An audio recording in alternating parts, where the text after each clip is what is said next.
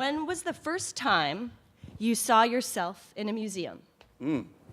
I'm compelled because I'm here in Pittsburgh to remember one thing that my grandmother used to do, because this is where both my grandparents lived their entire lives.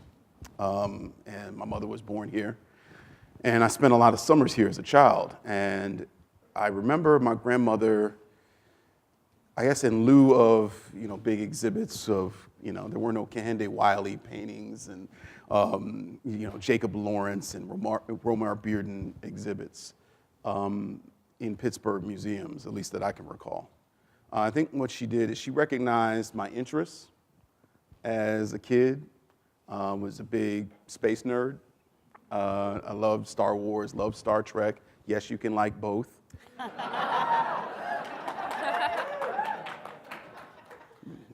And she took me to the Buell Planetarium. I don't know if anyone here in Pittsburgh remembers it. Now, all the exhibits that I guess were the presentations that were at that planetarium are now at the Carnegie Science Center. But when I was a kid, I got to see the stars in a different way. And that's where I think I saw myself most clearly. I saw both our sort of relative importance in the universe. I got an early sense of that. But also, I saw my interest reflected in the exhibits and the materials that I was handling and seeing and enjoying. And I think my grandmother, she was always apt at putting me in environments that helped me feel like I existed, like I was important, and that also that pushed me to do more and to dream, And so I think that when I think of that question being asked, I think that's the first thing that comes to mind is my grandmother, reinforcing what I think was already happening inside me, and just using museums and other kinds of exhibits as a way to help that grow. What about you guys? I think it was pretty much the same for me. It wasn't a specific exhibition or a specific events, but it was just the fact that I had my mother and an aunt of mine would take us to the museum every Saturday. And they knew that we liked drawing, they knew that we liked, play acting, and they knew that that would be a good place to kind of just help our imaginations run wild. The thing that amazes me is that on the way down, my aunt was like a complete radical. She was just like, well, we weren't able to go to this place when I was a kid. Now, and that's not funny, at least not to me. Because she knew that by taking us, it felt like a radical act to her. A place that she was only allowed to go to one day a week. We could go any day we felt like it. But she still took us on Saturday because that was her day off. So that was the Nelson Atkins Museum of Art in Kansas City. And I know there's some Nelson Atkins people here. And I used to work there, so that was like a double gotcha. That a place that we couldn't go, now I'm getting a check from, so that's pretty awesome. But yeah, just being able to just kind of wander and just be in the galleries and just be able to see art and see what can happen when you put your mind to something creatively.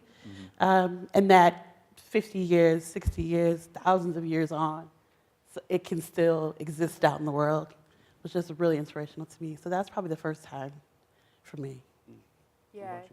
Yeah, similar to you all, my parents had the same penchant to take us to museums and cultural centers. And so we spent a lot of time, my siblings and I, usually Saturdays in summer programs. I think the one that I really saw myself and appreciated how the African American experience and history was articulated was at the King Arts Complex in Columbus, Ohio. It was just so bold and vivid. The executive director was a woman, the curator was a woman, and so not only did I see myself in the way that the history and culture was presented, but I also saw what type of career and what types of historical and public choices that meant. But also we went to, I mean, outside of Black museums and cultural organizations, we went places where I thought that I should have saw Black history, but didn't. For example, so I'm from Southwest Ohio, and as many of you may know, or if you think about it, there are a lot of historic house museums or historic sites that are dedicated to abolition. But what I found as I was going to those museums, and I realized that I saw this very early, the distinction, is that the narrative was centered solely around the white abolitionists. So there was no, even the way that they interpreted the material culture, the way that they interpreted the family's narrative, they didn't talk about how they interacted with freedom seekers. They didn't collect information about these people who may have been in their house. So that was strange to me, and I wanted to disrupt that. So that's why I'm here. Wow. So so that's the inspiration for your work, you feel like? Like that's literally the reason. Like saying, I saw this, I saw a void that needed to be corrected, a sort of whiteness that needed to be decentered, and I decided I'm going to do this. Yeah, I mean, not only is it's not accurate, and I want us to do rigorous and challenging work, and for us to, or not us, because I'm not doing it, but for historic sites and museums to simply cut out this whole experience, of the African American experience, the freedom-seeking experience, the liberation experience, and only highlight the white moral goodness, that's a problem. Yeah. And that's also indicative of how the rest of the world might be operating. You know, if people go into an exhibit and see that you're only focusing on articulating the white experience without looking at Black perspectives and Black narratives, or even the material culture that they had, that's a problem. Right.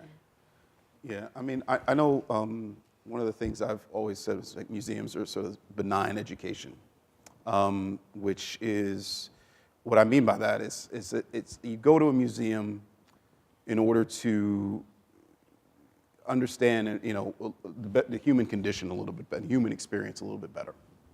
And whether or not that, most of the time that involves you feeling better about things. You go see a beautiful painting, you go see a beautiful exhibit, you go see something that's going to give you more information about a particular subject. Even though, I mean, there's places like Museum of Tolerance in Los Angeles, where I live, where you walk into a model gas chamber, and obviously that doesn't make you feel good, but it helps you understand better, what human beings are capable of.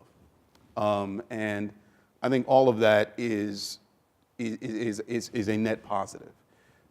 That said, I mean, when you go to a museum and that experience does not involve you, or you do not see yourself reflected in that experience, then you're limiting the possibility of the very thing you're creating. Right. Right. And I like to talk about that, our possibility and imagination, and especially at this conference, I think that we, people who attend this conference, are thinking about pushing imagination, thinking about pushing creativity, and what does that mean to push racial imagination? Yeah, you get all these societal cues, and it's over time, in your life, you just pick them up. And the more you go to these cultural organizations that purport to be for everyone, but you don't see everyone reflected, you get the message. Right. That you can come in as a visitor, but that the story is not going to include you. So you just try to find a way to relate in some way, and you find something. Right. But there's just something remarkably powerful about seeing yourself reflected, and seeing your narrative told. And that's why I think it's almost a crisis of imagination, because how can we purport to be, arts and culture organizations? Creativity is our bread and butter, yet we're limiting ourselves in how we tell these stories and whose narratives are presented. Now, when you think about how obviously, you can't have an exhibit about the Civil War and not involve black people. You can't have an exhibit about America, frankly, and not involve black people. Right. But too often, we're on the side. Native Americans on the side, Latinos on the side, Southeast Asians on the side. Yeah. Whiteness is at the center. I know. Can you tell me a little bit about your project? Because obviously, Ferguson, black folks are definitely at the center of that.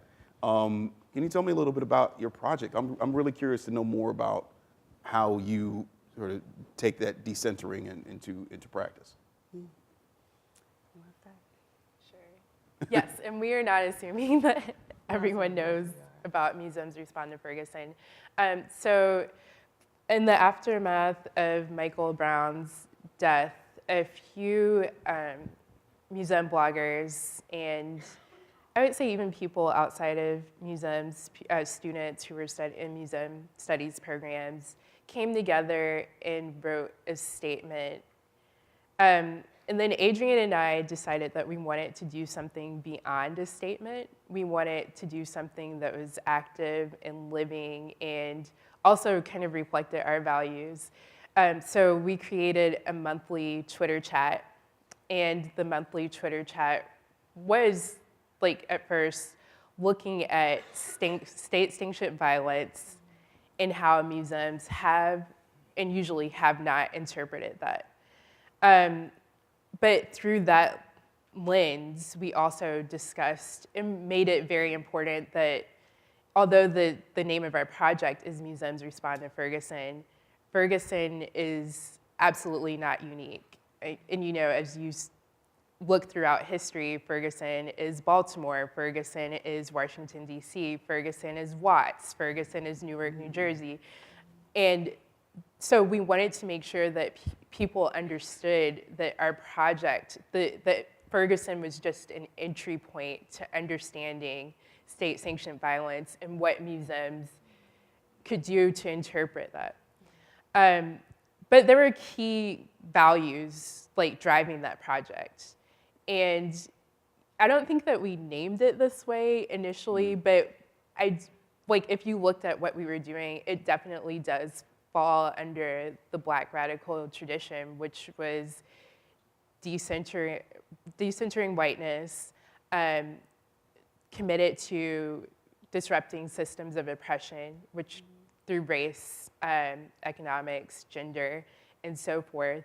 So do you have any? That's basically it. The goal was just to get people that work in and for museums and that visit museums to really just examine how these systems affect the organization. You're working in a museum, but you're not outside of your community. I mean, this was the thing that always boggled my mind when I worked in museums is, we talk about community and education. We're frontline. That's what we do. We're with the people. And then, you hear these arguments about, well, we don't need to talk about that. And you're like, what? You mean to tell me we're going to try to invite people in, but then tell them that they can't discuss what's going on outside the walls, or that we're not going to engage them in that conversation? So when we started talking about that, Museums Respond to Ferguson, I wasn't surprised that a lot of museum employees were saying, well, we're not allowed to talk about these things, in our official capacity. And you'll see on their Twitter bios, this does not reflect my boss. Yeah. You have to do all these things to kind of insulate yourself from whatever repercussions you might get just from the very human thing of communicating and expressing your opinion. So it felt to me like when we started that chat that it was a lot of very timid and justifiably so. But as we kept pushing and kept saying, look, we're trying to disrupt that. It became bolder as it went on. And I know a lot of people in this room participated in those chats, so I just want to thank you for that because it was really heartwarming. We'd sit there and we'd think, well, is anyone going to talk to us? And 3 years on, it's pretty amazing, so thank you for that.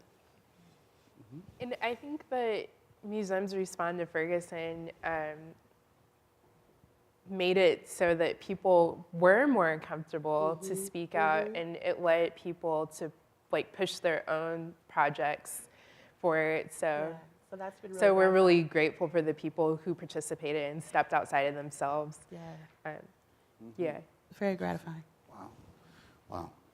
I just think it's so important to understand. I think that's that first step of decentering whiteness that we keep talking about is to realize that whiteness is a thing, that whiteness exists, and I think that leads for a lot of folks, to some moments of discomfort, Yeah.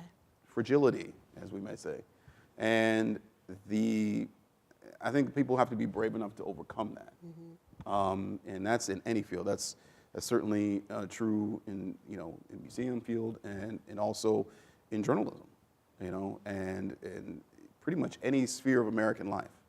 We have to understand that whiteness, because oftentimes whiteness is just the default, Yeah. and we need white people especially to understand that it is not. Yeah.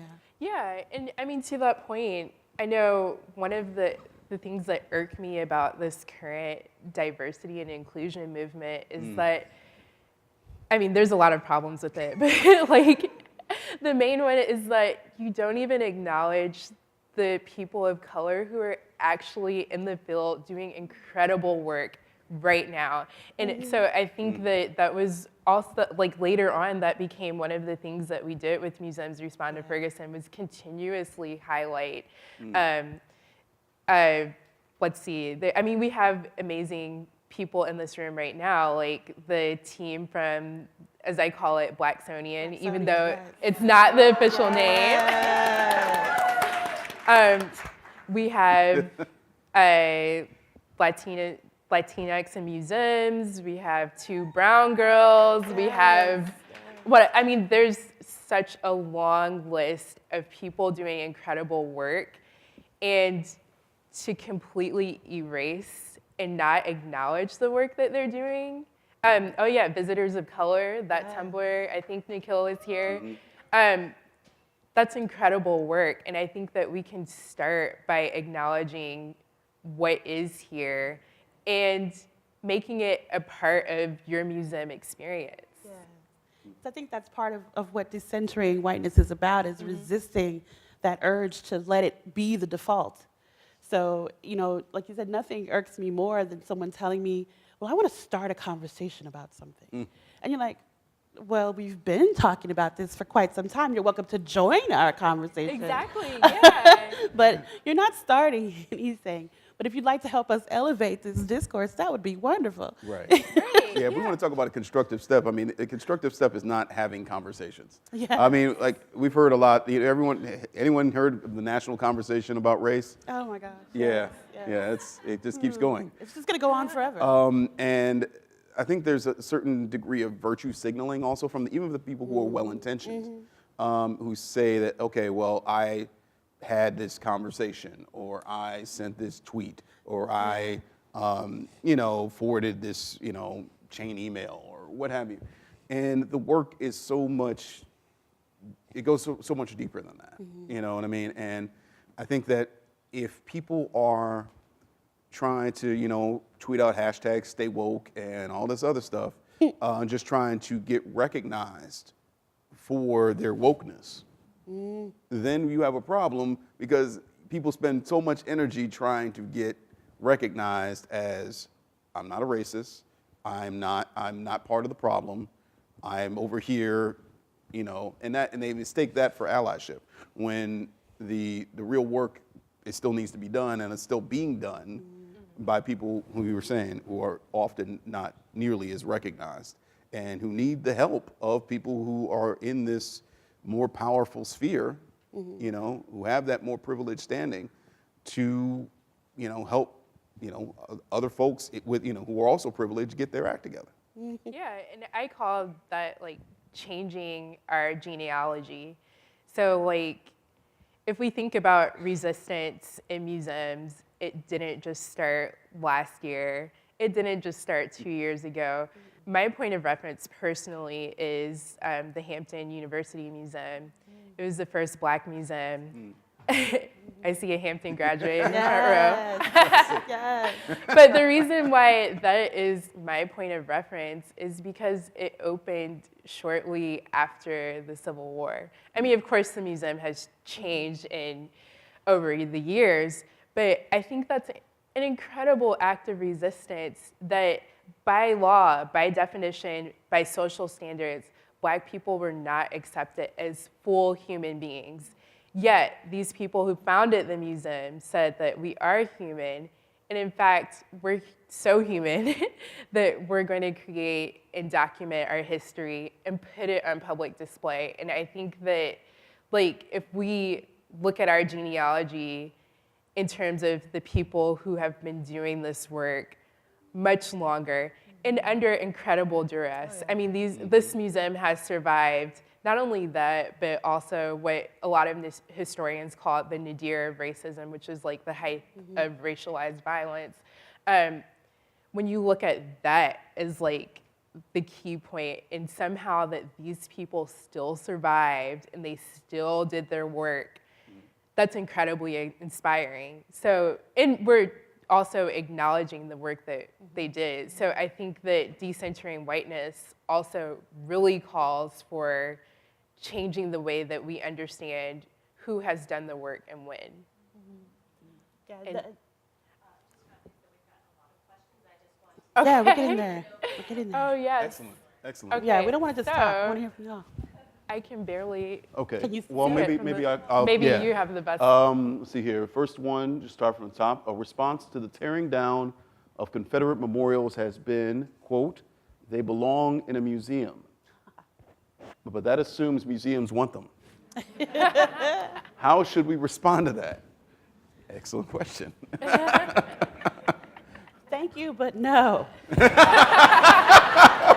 We're good. We're good. We're good. We're full up on racist monuments. We're good. We're good.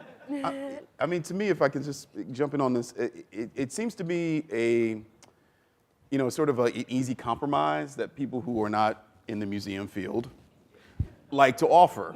Say, oh, well, just put it in a museum. So, it's a bridge between melt them down Yeah. and make railroads or infrastructure out of them, and keep them up and have them celebrated by white supremacists.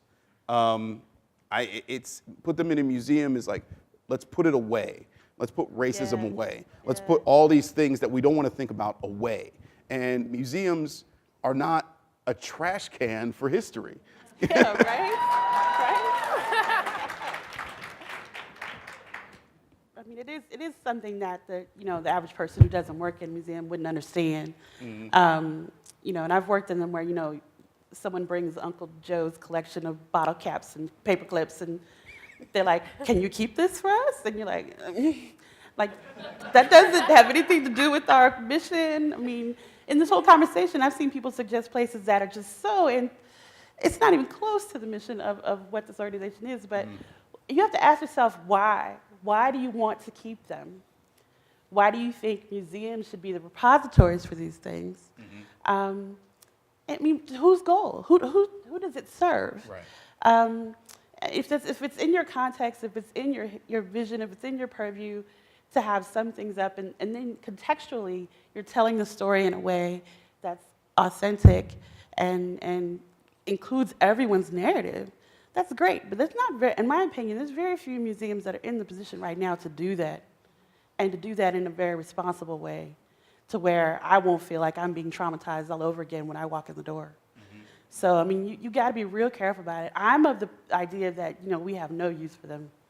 I think they need to go, especially because half of them were made in places that weren't part of the Confederacy. Like Arizona's a good example. Like Yeah. Ohio. Ohio. Right. And they're all these really cheap, mass market produced things that crumple up like tin cans when they get pulled down finally. So there's really no historical value to every single one of these things. I refuse that. Yeah. So it's just a way I think of museums appearing to be neutral and saying, well, we're going to preserve this history. And you're taking a stand by saying that. And not to get too dark with it, but I mean, I've written that Charlottesville showed that these monuments are now a locus for white supremacist terrorism. Yeah. So if you put them in a museum, What do you think is going to happen? what do you think is going to happen to the museums? Yes. and you know, it just, to me, people aren't thinking this through. And the monuments were created as an affront to black progress. Yeah. Okay, That's they it. weren't built in 1868. You know, let's build a monument to the Confederacy that we just lost, and this were built as an affront to black people advancing in politics, economically, and other ways throughout society. And they are there to present a false history. Yeah. Why would you put false history in a museum? That, to me, is a curious question. Should we go to Yeah, another? next Yes, next question. All right. Do you think museums can be forces for social change? And if so, how? I think I should throw that to you guys first.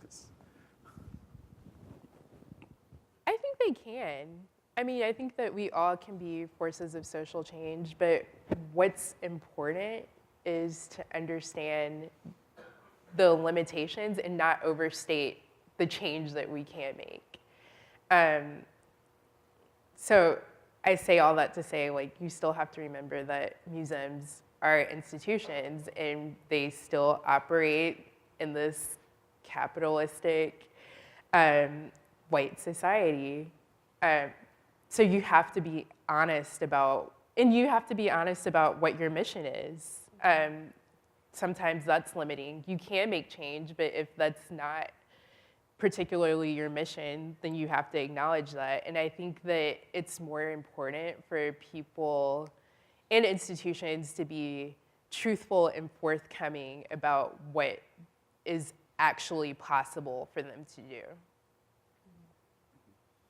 Yeah, I think if you're talking about systemic change, you really have to think about how you are as an individual, right? So you can't. Museums are buildings and they're institutions, but they're also made up of people, right? So if you're a person who's not living a diverse and inclusive life, this change is not going to happen.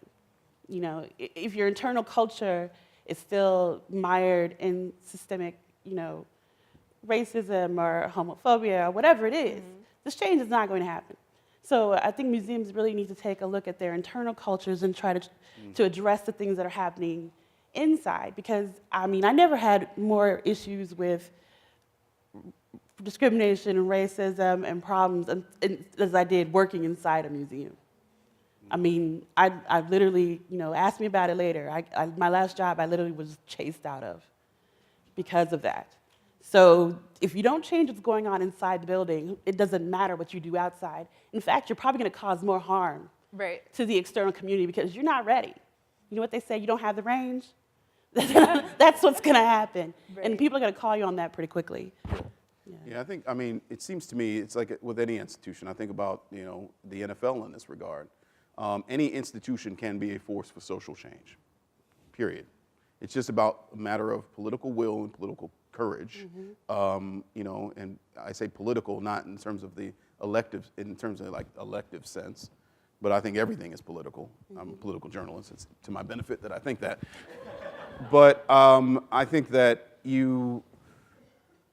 folks need to understand that they have to create, like you said, you have to create spaces within your organization for people to not only express themselves, but to integrate a larger mission into what you're doing. And while it's easy for anyone in any business to say, like, look, I'm just doing my thing. I'm here. I'm staying in my lane. I'm educating. We got, we love kids coming through. Everything's great. We're here. We're not trying to deal with the Trump or the Democrats, or we're not race. Just here.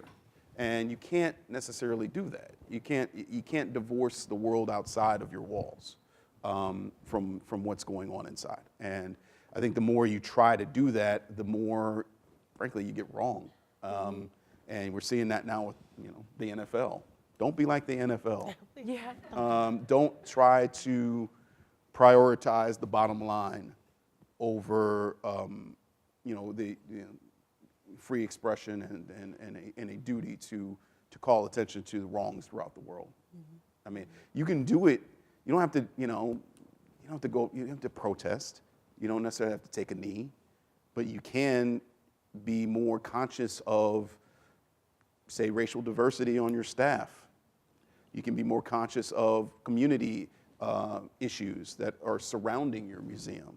You can be and figure out ways to reflect realities outside of your walls in your exhibits and in your programs, and in your whatever performances you may host, whatever speakers you may host.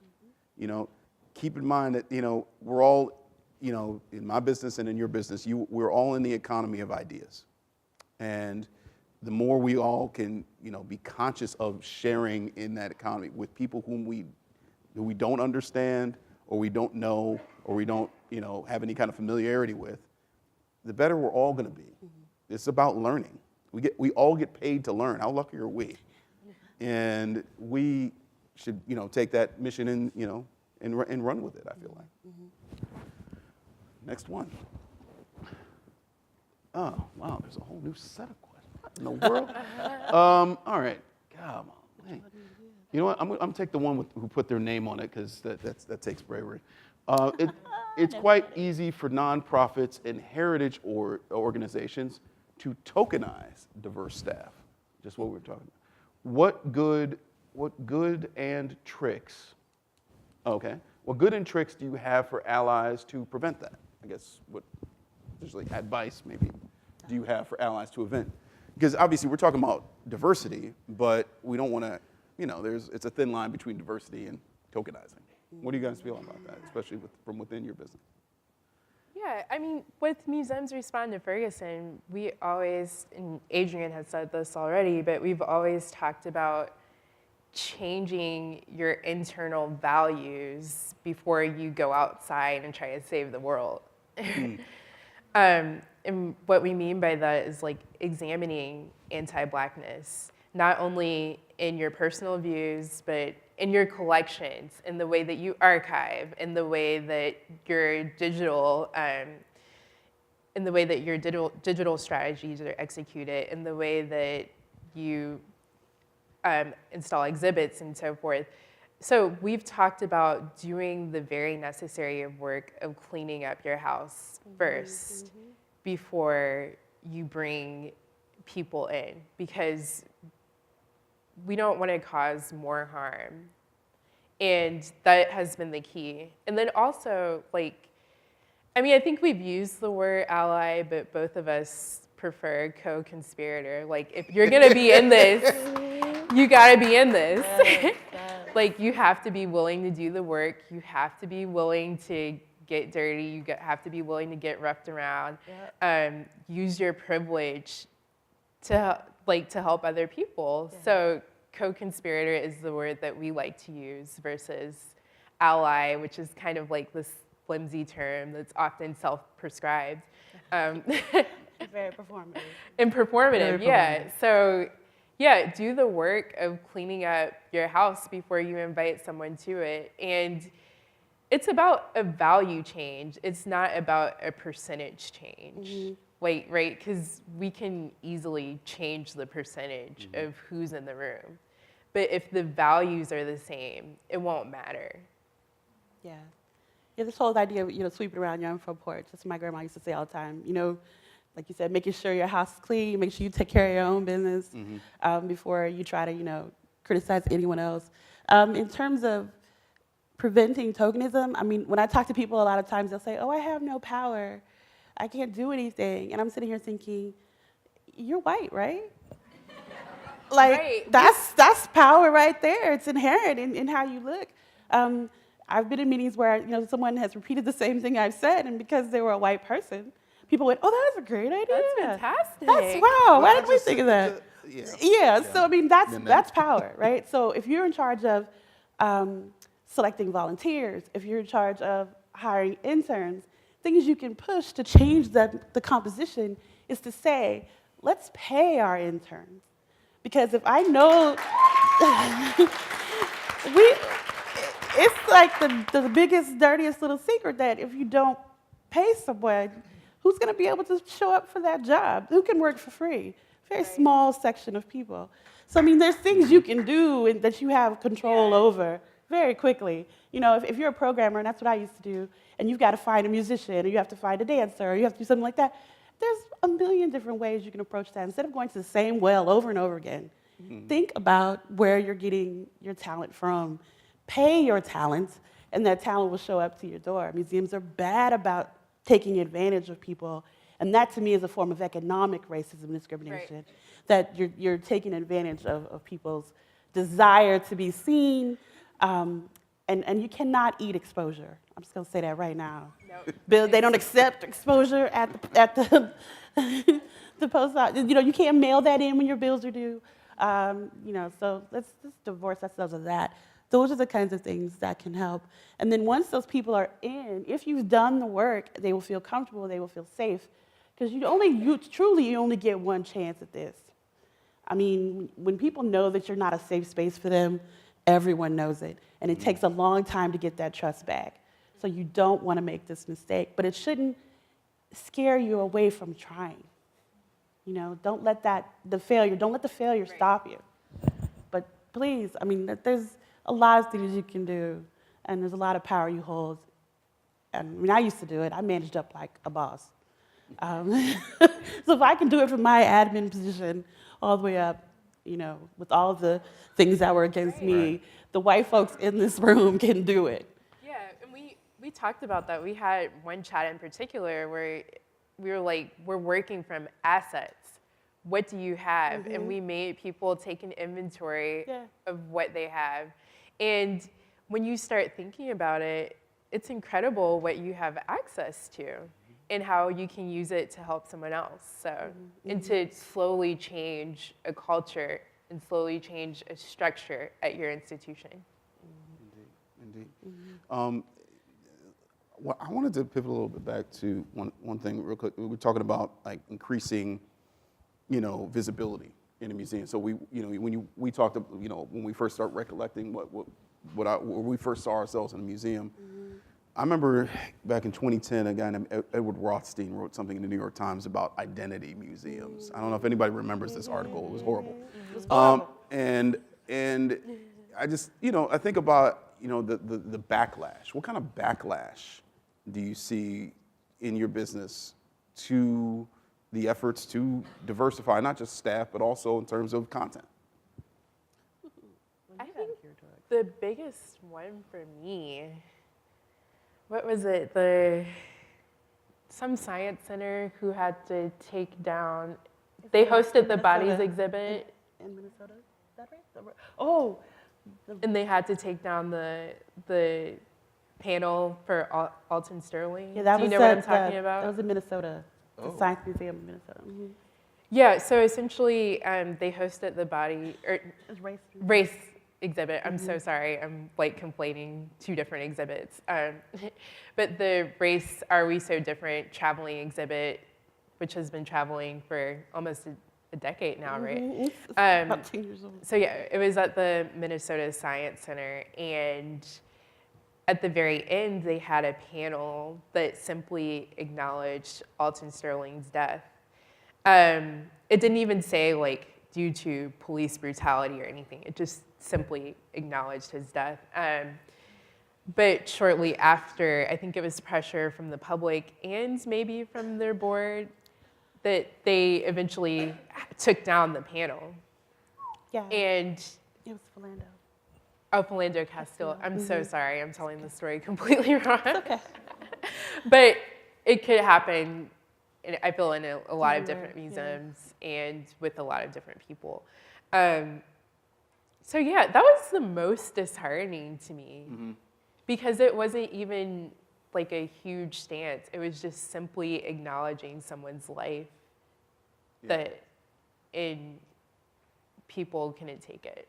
Yeah, it makes me think about the Black Panther exhibit at Cal that was just defunded by the Trump administration and that were appealed to by the Fraternal Order of Police to take it down, I guess, or to defund it. And it's just, it felt like, okay, look, even if you didn't agree with what the Black Panthers did or their philosophies or what have you, the notion that we shouldn't even bother to tell their stories was amazing. And you know, obviously we can get deeper into the weeds of like how this particular conservatism that's prevalent today seems to attack facts and attack history. But to this specific point, it feels like, you know, no one's ever attacking, you know, a museum for displaying artifacts from the Ku Klux Klan. You know what I mean? No one's ever attacking or Jayhawkers or whatever other, you know, terrorist group, you know, may have, you know, roamed the land. No one's ever, I mean, I don't want to speak categorically, but, you know, I'm sure that there's been some, but, you know, we see Nazi artifacts in museums all the time. And why can't we tell the story of black groups that weren't terrorists? Well, And- to you. Well, Somebody. yeah, I mean, I guess maybe somebody was terrorized by the idea that black folks should be liberated. 5-minute warning. Oh, 5-minute warning. Gone by a surprise. Well, maybe we should pivot off of this question and go to something else. Let's see here. Are there any recent? Which one do y'all The like? third one? Wait, yeah, wait. Which one should we answer? All right, let's do like third one. All right, here we go. All right, you're like, no, like, don't ask about technology. Just go to the third one. We don't care about that stuff. It's the museum. I don't care. Technology, what? We don't want to hear that mess. There's a lot of talk about dialogue. One perspective doesn't want to engage white supremacists in dialogue. What are your thoughts on this? Who doesn't? Well, Who's the one perspective? Well, who's that? yeah, I was about to say, well, I mean, there are other perspectives that, you know, I guess do want to engage them. I mean, it depends on how you're doing it. I think that putting white supremacy and its history and its, you know, present state in context is invaluable. And to do that, you need to talk to white supremacists. You just do. That said, as a journalist, I'm very conscious about the platforms that I grant certain people. I, for instance, would not interview Richard Spencer on a radio show or for an article. Because, I mean, not just because he's a hack who, you know, scams people, but, you know, but at the same time, my old colleague, Ellie Reeve, who is now a reporter for Vice News Tonight, did an amazing report in Charlottesville embedded with white supremacists who were there to rally and to terrorize. So there is value in it. It just depends upon how you do it and to whom you grant your platforms. And I think that requires, first of all, education about the issue. You have to know what's going on so that you don't just say, oh, okay, well, this person is white supremacist and, you know, we're going to have this other person on the panel and we don't really know too much about them and we're going to bring them in to speak anyway, just because we're interested in a diversity of ideas. We want both sides. Make sure you're educated on who these people are and what they have done and what they are doing before you give them a platform. Because anytime they walk into your doors and grab a microphone inside your building, that is a platform for them to spread their message. So be conscious of that. And also make sure that, you know, they are challenged. And it doesn't necessarily, it goes with anybody. I mean, not just white supremacists. I mean, anybody who is willing to sit and, you know, speak or what have you, should be challenged and be willing to be challenged. No one should be resistant to that. And so as long as you are bringing somebody in who is intellectually honest, then, you know, good luck finding an intellectually honest white supremacist. Yes, good luck with that. It doesn't exist. But I think intellectual honesty has to be prioritized over everything. And so that's the reason. I wouldn't necessarily, you know, avoid Richard Spencer because I disagree with his take on the world or with his lens on the world. I don't think he's intellectually honest. And I don't have time for that. And so I think that, you know, museums and journalists, we're both, in a way, storytellers, we're archivists of history. and we should be careful about how we do that. Yeah. I agree. I'd also add that I don't think it's the sole role of Black people to take on the intellectual and emotional trauma of dealing with white supremacists. I think that work needs to be spread. Yeah. Yeah. 'Cause too often we get subjected to the tyranny of both sides. Museums in their earnest effort to appear neutral want to say, well, I've got to have this voice and I've got to have this voice. And you don't even think beyond the harm and the violence that you're causing to your audience and to your coworkers and these people that you call your friends. We have to listen to that. It's true violence. It really is. And I think we just need to reframe that. The both sidesism, it's like y'all's president saying, there's good people on both sides. No, they're not. And I'm not going to, defend humanity of me or anyone else in this room against someone who literally is here for our extinction. Just doesn't, it's not a conversation I'm interested in having. And that's a good ending. And we're back. Indeed. Well, yeah. Sorry. Right. Thank you.